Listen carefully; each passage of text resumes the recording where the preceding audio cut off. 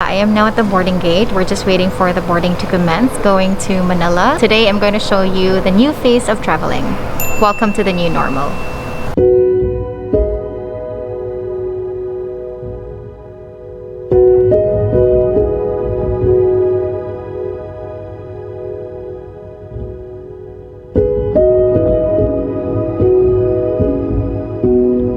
We will paint the skies yellow again.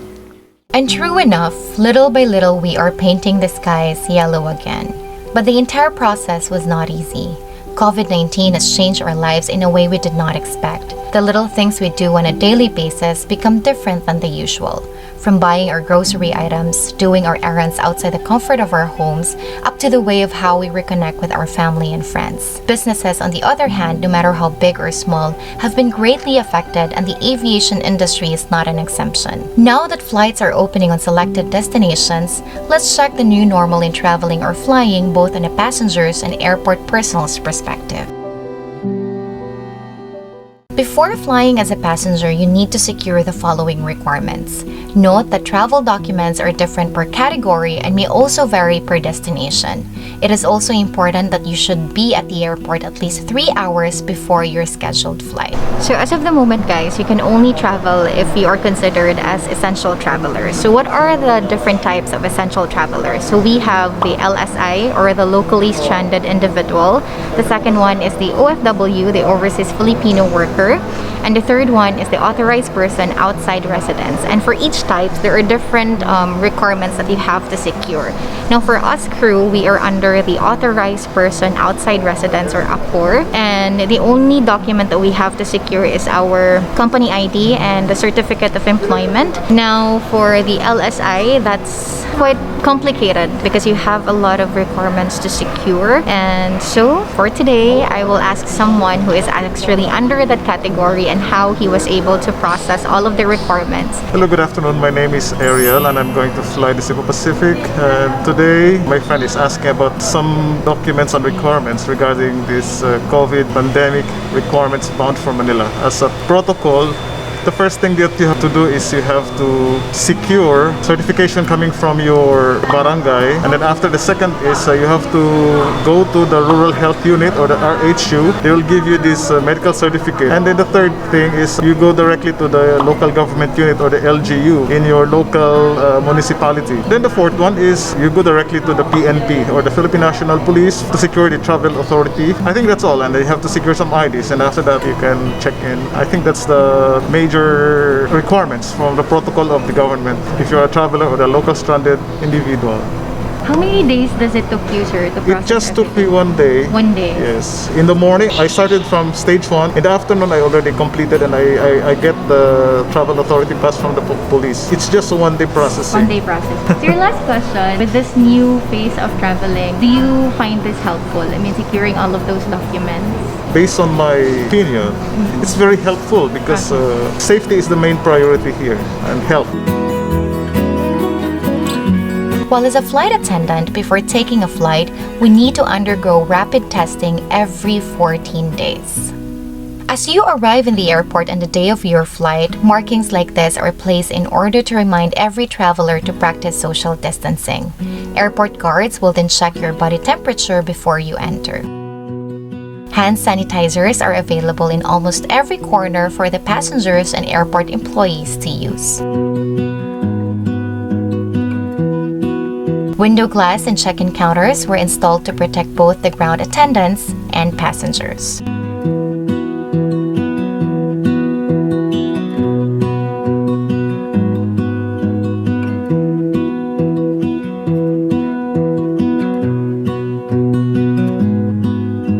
X-ray scanning trays are being sanitized every after use.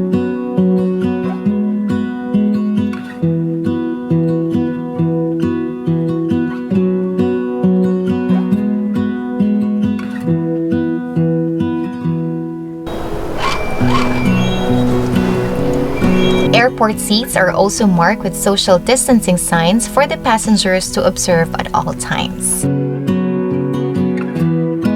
Gate counters were installed with glass windows too.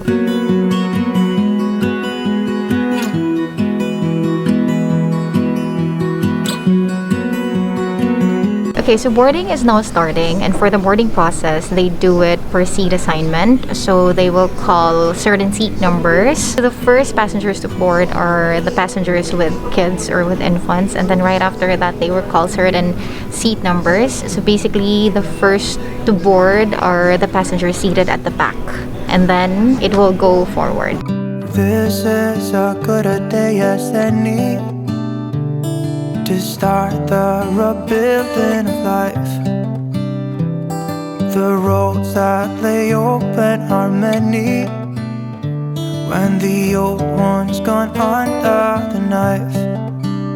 And I can feel the sun on my skin. Ang lipad na ito ay pinangungunahan ni Kapitan Del Rosario sa tulong ni Unang Opisyal Chian.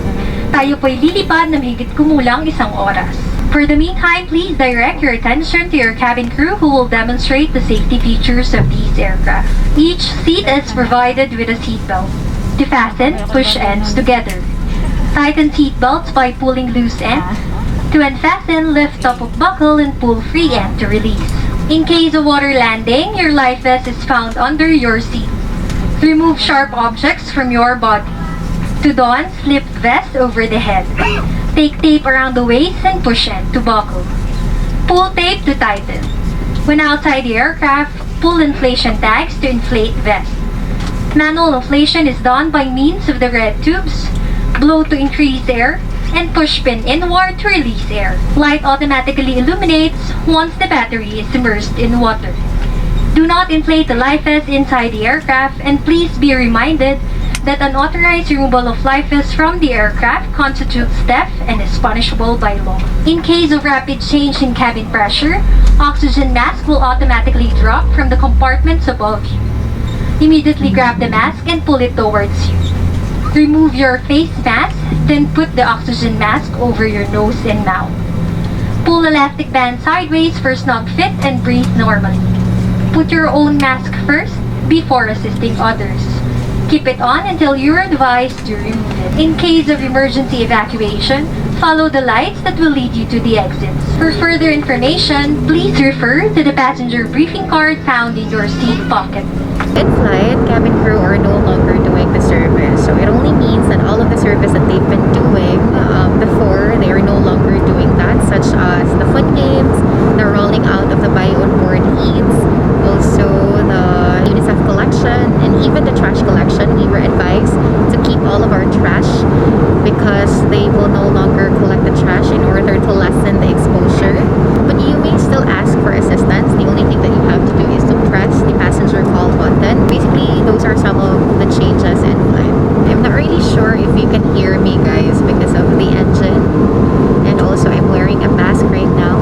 But hopefully you can hear me. Just in case you are wondering why middle seats were occupied and not vacated, this is because according to the International Air Transport Association or IATA, COVID-19 transmission on board is low because seats and passengers face forward, meaning limited face-to-face interaction. Also, research to date suggests that airflow exchange rates and direction are less conducive to droplet spread than other indoor environments or modes of transport. In addition, modern jet airlines deliver high airflow and replacement rates combined with hospital-grade HEPA filters. Unlike other mode of transport, the cabin environment already makes the transmission of viruses difficult. Finally, we're now here in Manila. I was amazed because before, when I was still flying, before this new normal thing, once the seatbelt sign will be switched off, most of the passengers will stand up. But right now, not a single passenger stood up. I'm so happy. I'm amazed. During deplaning, passengers were asked to deplane according to their row assignment.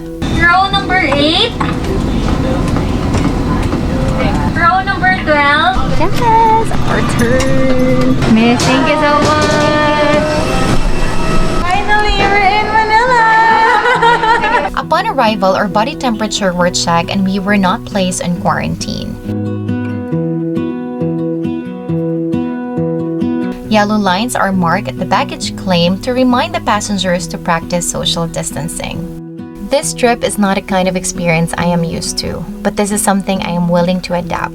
For as long as this pandemic hasn't settled yet, let's welcome the new normal.